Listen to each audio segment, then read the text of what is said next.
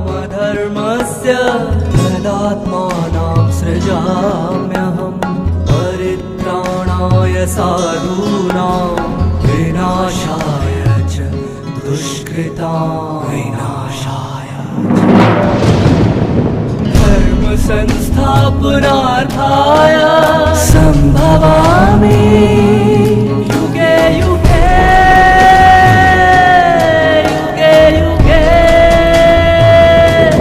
युगे युगे युगे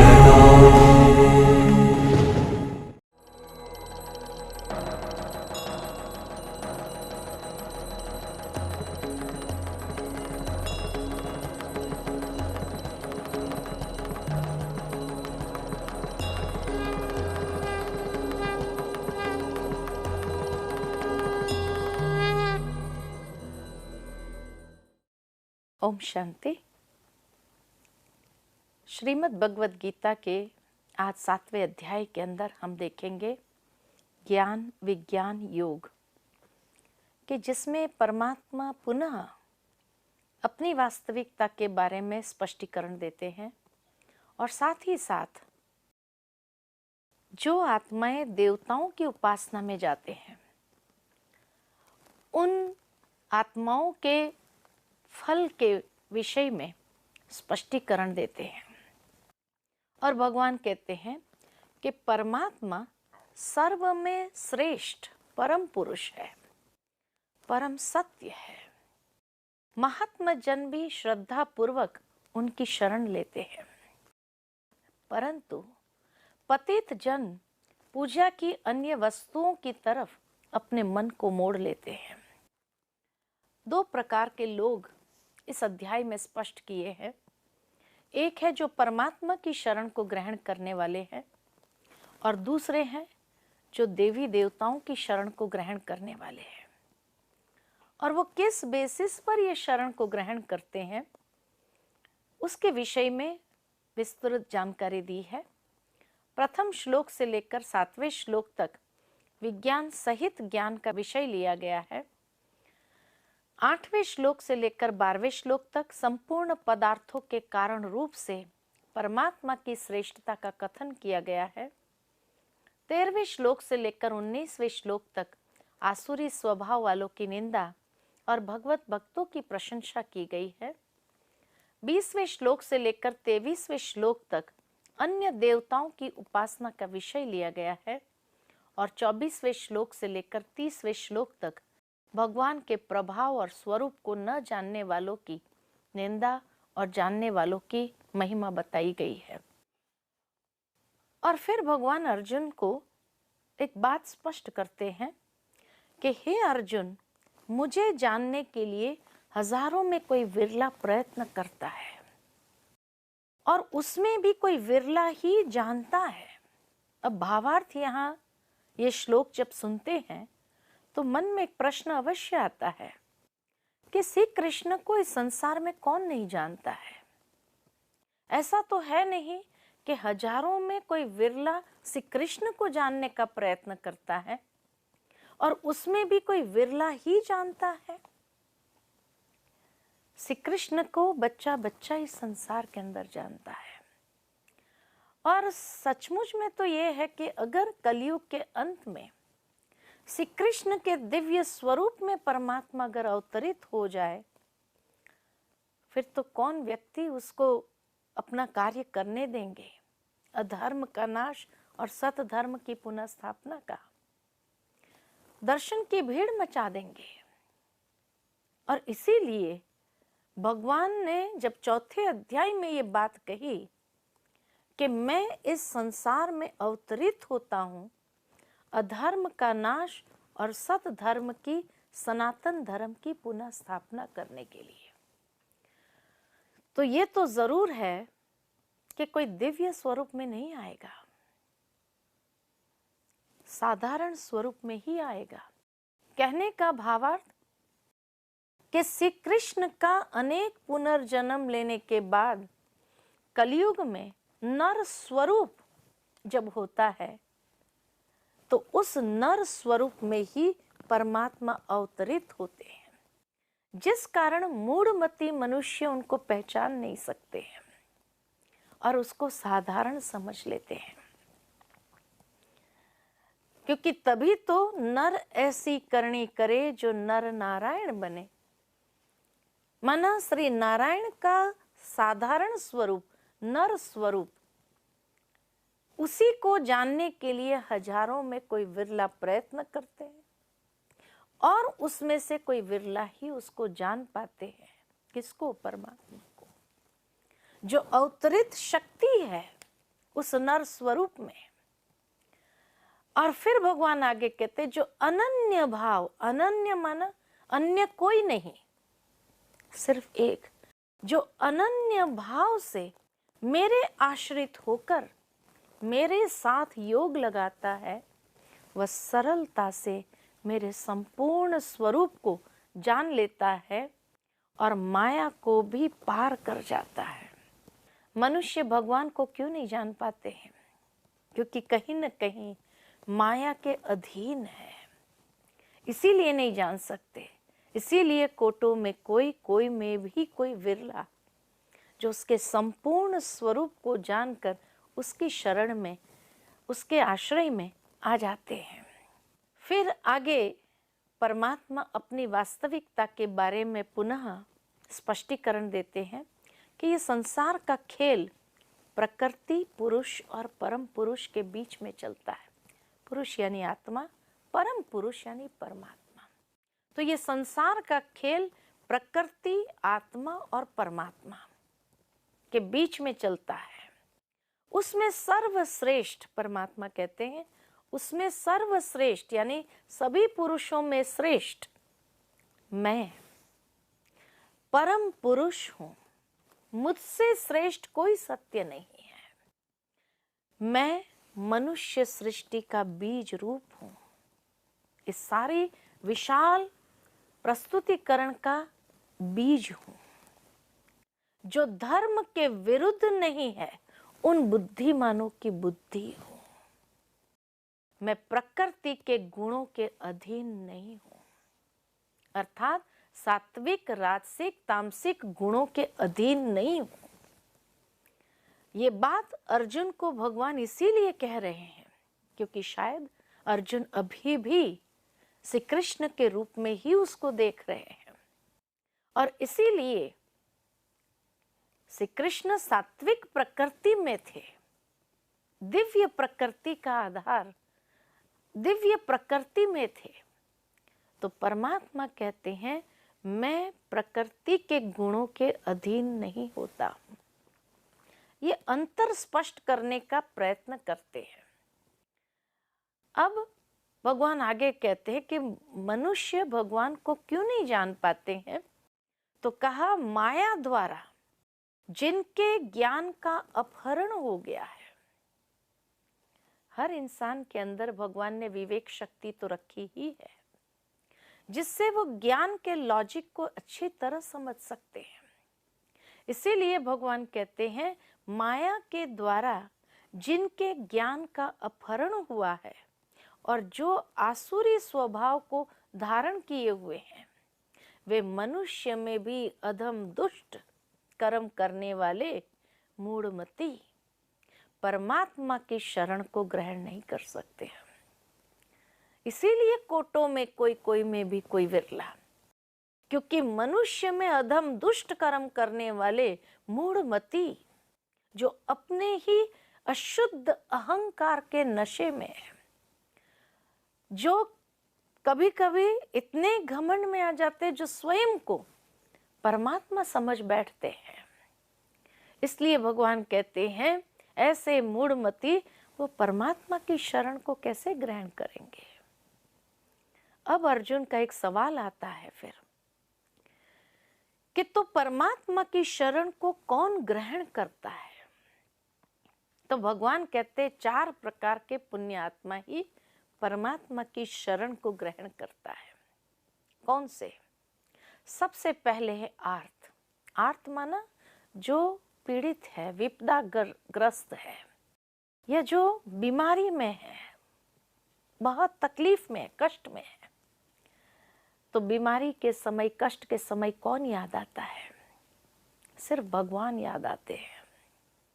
और उस समय जब भगवान को भी याद करते हैं ना, तो बहुत दिल से याद करते हैं और उसकी शरण में ही अपने आप को ले जाते हैं कि हे प्रभु, अब आपकी शरण में है, अब आप ही मेरे दुख, तकलीफ, विपदा, पीड़ा को खत्म करो।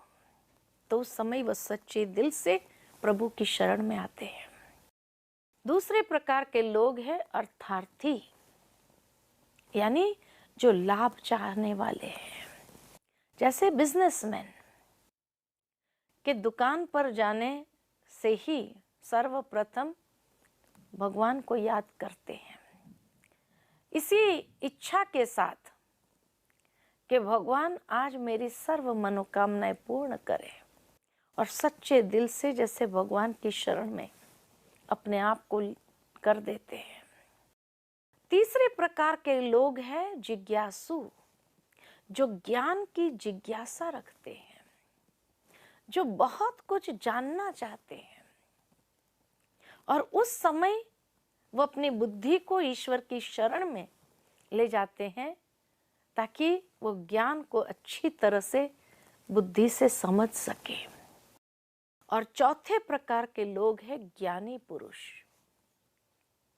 अर्थात जो आध्यात्म को यथार्थ जानना चाहते हैं कि धर्म से, ज्ञान से भी ऊपर आध्यात्म क्या है, वास्तविकता क्या है, यथार्थता क्या है, सत्य क्या है। उस सत्य को समझने में जैसे अपने आप को ईश्वर की शरण में कर देते हैं। तो ये 4 प्रकार के लोगों को भगवान ने कहा पुण्य आत्मा है, क्योंकि उस समय वो सच्चे दिल से ईश्वर की शरण को ग्रहण करते हैं। आर्थ, अर्थार्थी, जिज्ञासु और ज्ञानी पुरुष। फिर भगवान अर्जुन से कहते हैं निस्संदेह ये सब श्रेष्ठ भाव वाले ही है। ये चारों प्रकार के लोग श्रेष्ठ भाव वाले ही है, परंतु परमात्मा को सबसे प्रिय कौन है? तो भगवान कहते हैं कि निस्संदेह ये सभी श्रेष्ठ भाव वाले ही है, परंतु जो परम ज्ञानी और परमात्मा प्यार में समाये हुए हैं, जो ईश्वर से अत्यंत प्यार करते हैं और उसके प्यार में जो समा जाते हैं, खो जाते हैं, वह सर्वश्रेष्ठ है। भगवान को कौन प्रिय लगते हैं? जो ज्ञानी भी है और साथ ही साथ परमात्मा प्यार में समाये हुए, खोए हुए, वो सर्वश्रेष्ठ है, क्योंकि मैं उसे अत्यंत प्रिय हूं और वह मुझे अत्यंत प्रिय है। भगवान कारण भी बताते हैं कि वो क्यों सर्वश्रेष्ठ है, क्योंकि मैं उससे अत्यंत प्रिय हूं और वो मुझे अत्यंत प्रिय है। उसे मैं अपने समान मानता हूं। कितना रिगार्ड भगवान भी ऐसी आत्माओं का करते हैं। वैसे भी दुनिया में कहा जाता है कि प्यार से ही प्यार बनता है। अगर एक के हृदय में प्यार हो और दूसरे के हृदय में स्वार्थ हो, तो वो संबंध कभी निभ नहीं सकता है। परंतु लव बिगेट्स लव, प्यार से ही प्यार मिलता है, आदान प्रदान है ये। तो जो मनुष्य परमात्मा से प्यार करते हैं और उसके प्यार में समाये हुए हैं, तो जरूर है भगवान भी उनसे प्यार करते हैं। और सिर्फ प्यार नहीं करते हैं, लेकिन ऐसी आत्माओं का भगवान भी रिस्पेक्ट रखते हैं, वो अपने समान उनको समझते हैं। कितना बड़ा ऑनर है ये। और क्यों समान समझते हैं? तो भगवान कहते क्योंकि वह निश्चय बुद्धि होकर मेरी मत में स्थित रहता है। भगवान जो श्रेष्ठ मत देता है उस श्रेष्ठ मत पर ही हर कदम वो उठा करके चलता है, और वो भी निश्चय के साथ। वो बहुत जन्म के अंतिम जन्म में मेरी शरण में आ जाते हैं। ऐसा महात्मा अत्यंत दुर्लभ है। कितना सुंदर भगवान उन आत्माओं का रिस्पेक्ट रिगार्ड रखते हुए, उनको अपने समान मानते हुए कहते हैं बहुत जन्म के अंतिम जन्म में ऐसा कोई महात्मा जो दुर्लभ, अत्यंत दुर्लभ है। हर कोई ऐसी स्थिति में नहीं होते हैं और वो भाग्यशाली है।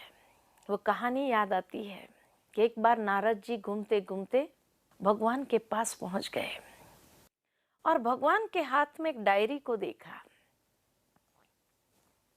नारद जी ने बड़ी जिज्ञासावश पूछा कि प्रभु आपके हाथ में डायरी? तो भगवान ने कहा हाँ, ये मेरी खास डायरी है। नारद जी ने सोचा जरूर खास डायरी में खास बातें लिखी होगी।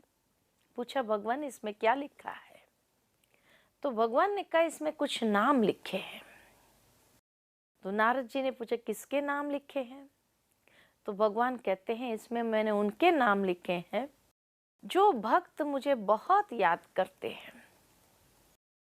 तो नारद जी बड़े प्रसन्न हो गए कि हे प्रभु मेरा नाम तो सबसे पहला नंबर होगा, क्योंकि मेरे जितना तो आपको कोई याद नहीं करते हैं। भगवान ने भी मुस्कुराकर कहा तेरा नाम सबसे पहला नंबर, तेरे जितना तो कोई मुझे याद नहीं करते हैं। लेकिन फिर भी नारद जी को तसल्ली नहीं हुई। कहा मैं डायरी देख सकता हूँ? कहा देख लीजिए। देखा तो सचमुच खुद का नाम सबसे पहला नंबर था। आगे देखने लगा भगवान ने किस किस के नाम लिखे हैं। ढूंढने लगा कि इस डायरी के अंदर हनुमान जी का नाम कहाँ लिखा है। देखा तो सारी डायरी में भगवान ने हनुमान जी का नाम ही नहीं लिखा था। अब नारद जी का तो काम था जलाना। डायरी भगवान को दी और ढूंढने निकले हनुमान जी को। तो देखा कि हनुमान जी एक वृक्ष के नीचे बैठकर भगवान का नाम ले रहे थे। वहां पहुंचकर नारद जी ने कहा ये ढोंग सब बंद करो। कहा क्यों? तो नारद जी ने कहा मैं अब भी भगवान के पास होकर के आया हूं और वहां भगवान के पास एक डायरी थी जिसमें भगवान उनके नाम लिखते थे जो उनको बहुत याद करते हैं, और सारी डायरी में आपका नाम ही नहीं था। अब हनुमान जी कोई जलने वालों में से थोड़ी थे। उन्होंने नारद जी से कहा कि मैं डायरी में नाम लिखवाने के लिए थोड़ी याद करता हूं, मैं तो उनके दिल में रहता हूं। नारद जी क्या कहते, वहां से पुनः चले, घूमते घूमते फिर भगवान के पास पहुंच गए। तो भगवान के हाथ में एक छोटी सी डायरी थी। नारद जी ने जैसे देखा तो भगवान से कहा भगवान ये डायरी तो अलग लग रही है। तो भगवान ने कहा ये मेरी पर्सनल डायरी है। नारद जी ने पूछा पर्सनल डायरी में क्या लिखा है? तो भगवान ने कहा इसमें भी कुछ नाम लिखे हैं। नारद जी ने बड़ी जिज्ञासा के साथ पूछा कि भगवान इसमें किसके नाम लिखे हैं? तो भगवान ने कहा इसमें उनके नाम लिखे हैं जिनको मैं बहुत याद करता हूं। नारद जी ने कहा आप भी याद करते? कहा हाँ, कुछ आत्माएं जो मुझसे बहुत प्यार करती है उनसे मैं भी बहुत प्यार करता हूं। वो मुझे अत्यंत प्रिय है, इसलिए मैं उनको याद करता हूं। तो नारद जी ने सोचा देखे तो सही क्या लिखा है इसमें, किसके नाम लिखे हैं। तो भगवान से डायरी मांगी, देखा तो हनुमान जी का नाम सबसे पहला नंबर था और सारी डायरी में नारद जी का नाम ही नहीं था। भावार्थ ये कि दुनिया में भगवान को याद करने वाले बहुत हैं, लेकिन भगवान जिसको याद करे वो कोटों में कोई में भी कोई विरला है। और भगवान किसको याद करते हैं? जो सच्चे दिल से उनको याद करके उनके प्यार में समाये हैं और जो उसकी शरण ग्रहण किए हुए हैं उसको संपूर्ण रूप से जान करके, यथार्थ रूप से जान करके, वो कोटों में कोई, कोई में भी कोई विरला है। ऐसा अत्यंत दुर्लभ महात्मा जो है, जो भगवान को भी प्रिय है और भगवान उसको प्रिय है, उसे भगवान अपने समान मानते हैं, क्योंकि वो निश्चय बुद्धि होकर के भगवान की श्रेष्ठ मत का जीवन में आचरण करते हैं। ऐसी आत्माएं भगवान को अति प्रिय है। कितने होंगे? बहुत कम। हमें ये देखना है अपने आप को कि मैं कौन सी डायरी में हूं। जो भगवान को याद करे वो, या जिसको भगवान ने याद किया वो। शायद यही समझती हूं, आप सब भगवान की उस छोटी डायरी में होंगे। तभी आज समय निकाल करके अवसर मिला है उनकी बातें सुनने का। भाग्यशाली हो। उसके बाद जो भगवान की शरण को ग्रहण नहीं करते वो कहाँ जाते हैं, किसकी शरण में जाते हैं? उसको भी भगवान ने स्पष्ट किया कि जिनकी बुद्धि इच्छाओं द्वारा मारी गई है, वे अपनी इच्छा पूर्ति के लिए देवताओं की शरण में जाते हैं, यानी दिव्य आत्माओं की शरण में जाते हैं, और वे अपने अपने स्वभाव के अनुसार पूजा के विधि विधान बनाकर उसका पालन करते हैं। संसार के अंदर 3 प्रकार के लोग तो है, सात्विक, राजसिक, तामसिक, और इसीलिए अपने अपने स्वभाव के अनुसार वो पूजा के भी विधि विधान का पालन करते हैं और देवताओं की शरण को ग्रहण करते हैं।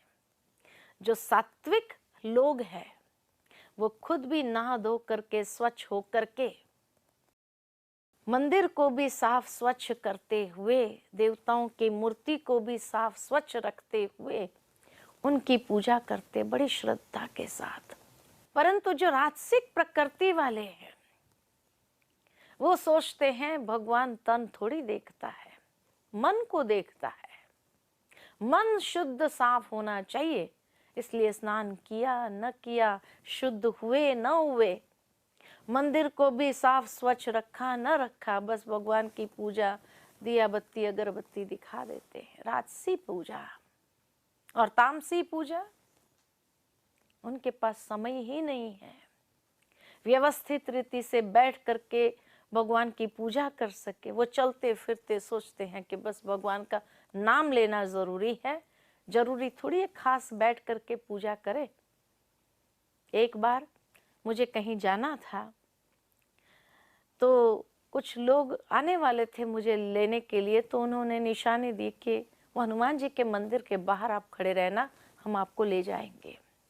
मैं वहाँ खड़ी थी तो मैंने देखा कि कुछ नौजवान साइकिल पर आए और साइकिल पर ही खड़े हो गए। वहाँ पर न उतरे न मंदिर में जाना, लेकिन वहीं खड़े खड़े हाय हनु करके चल दिए।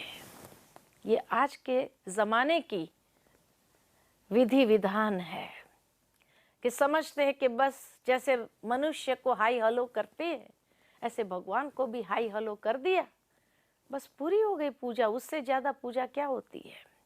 ये तामसिक पूजा कही जाती है। तो भगवान कहते हैं कि जिनकी बुद्धि इच्छाओं के द्वारा मारी गई है वो देवताओं की शरण में जाते हैं अपनी इच्छा पूर्ति के लिए, और अपने अपने स्वभाव के अनुसार पूजा का विधि विधान का पालन करते हैं और इस तरह अपनी इच्छा पूर्ति करते हैं।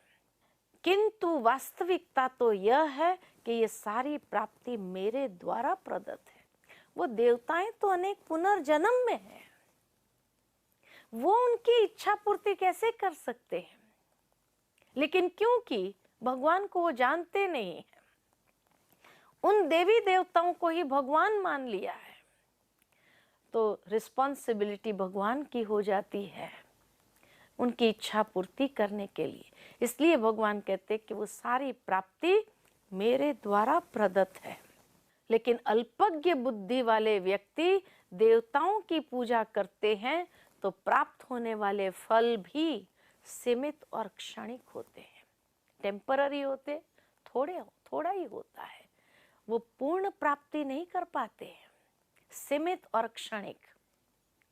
तो ये दो प्रकार के लोग भगवान ने बताए। एक है जो परमात्मा जो है जैसा है उसको जानते हुए, समझते हुए, निश्चय बुद्धि होकर उनकी श्रेष्ठ मत पर चलकर अनन्य भाव से ईश्वर की शरण को ग्रहण करते हैं और उन्हीं के प्यार में समाये हुए होते हैं।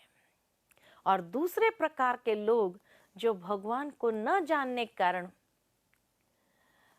माया के द्वारा उनकी बुद्धि का अपहरण हो गया है, मूढ़मती है, तो इच्छाएं इतनी अनंत है मन के अंदर कि वो इच्छा पूर्तियों के लिए देवताओं की शरण में चले जाते हैं और फिर अपने अपने स्वभाव के अनुसार पूजा के विधि विधान को पालन करते हुए इच्छा पूर्ति करने का प्रयत्न करते हैं, जबकि वो इच्छा की पूर्ति भी भगवान करता है, लेकिन वो उस बात को जानते नहीं है और इसीलिए उनको जो फल प्राप्त होता है वह क्षणिक और सीमित और उसी में खुश हो जाते हैं। अरे भगवान से जो प्यार करता उनका फल क्या होगा, कितना अनंत और महान होगा। और फिर अर्जुन ये सवाल करता है कि परमात्मा को मनुष्य क्यों नहीं जान पाते। तब भगवान कहते संसार के संपूर्ण प्राणी इच्छा और द्वेष अर्थात राग द्वेषादि द्वंद्व से उत्पन्न मोह से ग्रस्त है, इसीलिए वो मुझे नहीं जानते हैं। इतने मोह में फंसे हुए हैं तो ईश्वर को कहाँ जान पाएंगे, लिपटे हुए हैं। और इसीलिए भगवान फिर आगे कहते हैं बुद्धिहीन मनुष्य मुझ अव्यक्त पुरुष को व्यक्त भाव वाला प्राप्त किया हुआ मानते हैं। भगवान को भी क्या समझते, जो अजन्मा अव्यक्त है उसको भी क्या समझते, नहीं ये देवी देवताएं ही परमात्मा है, ये व्यक्त भाव में जो है वही परमात्मा है। यहाँ कहीं न कहीं ये महावाक्य अर्जुन को भी संकेत दे रहा है कि शायद वो भी उस अव्यक्त परमात्मा को व्यक्त भाव वाला ही मान रहा है। और इसीलिए भगवान आगे कहते हैं, क्योंकि अर्जुन भी उस वक्त मोह के जाल में फंसा हुआ था, इच्छाओं की जाल में फंसा हुआ था, इसीलिए वो भी भगवान को नहीं पहचान रहा था। और तब भगवान कहते मुझ अव्यक्त पुरुष को व्यक्त भाव को प्राप्त हुआ मानते हैं, वे मुझ अजन्मा अविनाशी सर्वोच्च को नहीं जानते हैं, क्योंकि मैं सबके सामने प्रत्यक्ष नहीं होता। भगवान भी स्पष्ट कह देते हैं मैं सबके सामने प्रत्यक्ष नहीं होता हूं।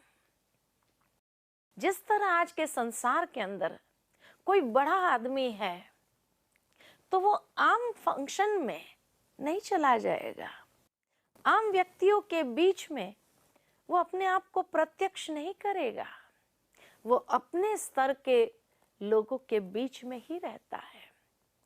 ठीक परमात्मा जो सर्वोच्च शक्ति है वो भी सबके सामने कैसे प्रत्यक्ष हो जाएगा। कई लोग प्रश्न करते हैं भगवान को तो प्रत्यक्ष होना चाहिए ना, नहीं तो कैसे पहचाने। मान लो कि भगवान अगर प्रत्यक्ष हो भी जाए लेकिन उसके बावजूद भी मनुष्य उसको इग्नोर करके देवी देवताओं की पूजा करे तो ये तो भगवान का अपमान हो जाएगा ना।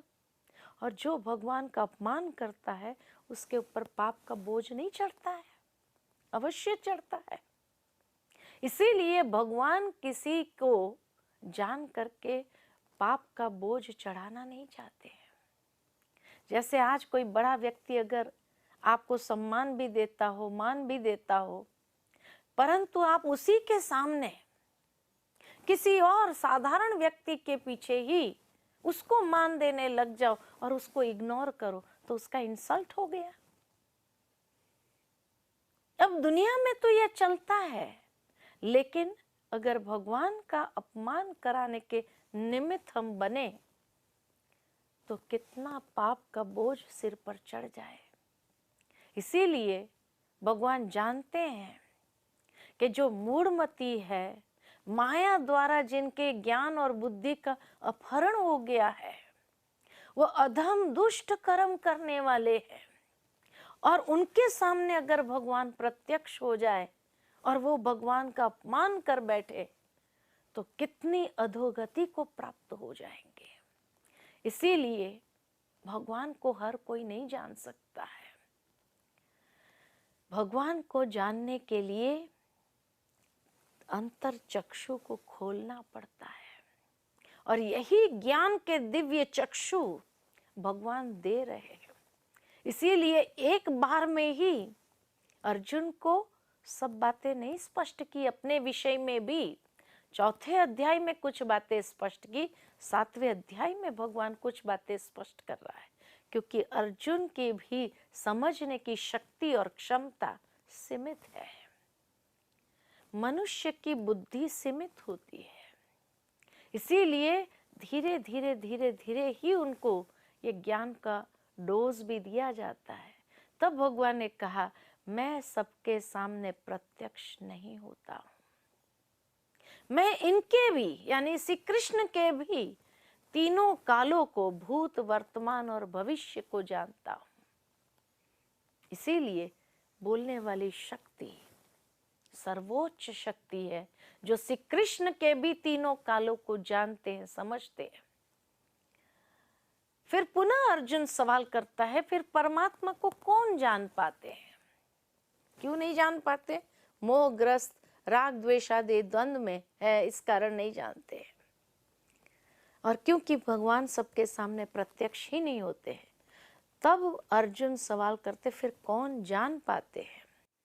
तो भगवान कहते, जो पुण्य कर्म करने वाले हैं, जिनके पाप नष्ट हो गए हैं और राग द्वेषादि द्वंद्व के मोह से मुक्त होकर अपने व्रत में दृढ़ रहते हैं।